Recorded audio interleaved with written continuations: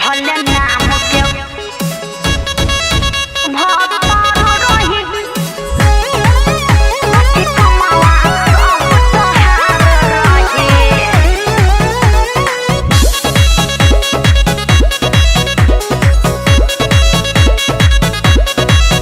जान हथवा में हदीरा चाली हलू हमरा दिलवा में अगिया लगा दी हलू।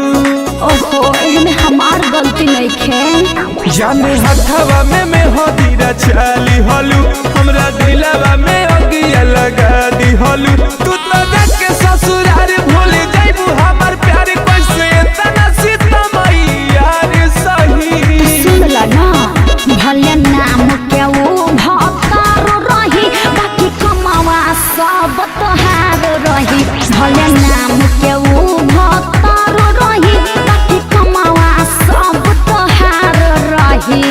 बुझला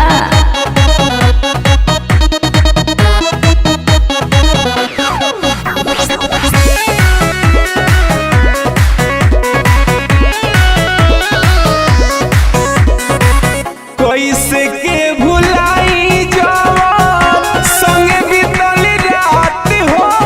हम का करते कोरा में सुत के करत रहलू तू बात हो।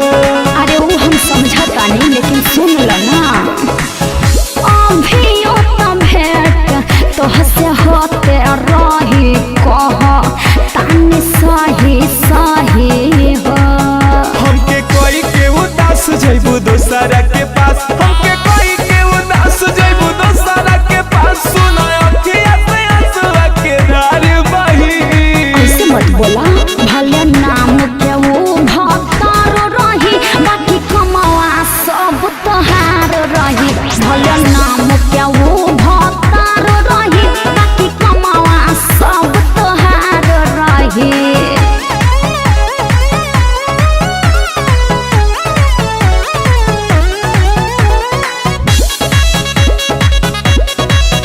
Mix by Rangila recording studio Mirganj.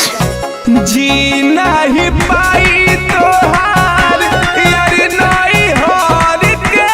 काहे हो? रंग जन रंगीला मुकेश मारी हार के। ओहो काहे ऐसे बोले लो तो का करी काहे पछतालो नाही छोड़ले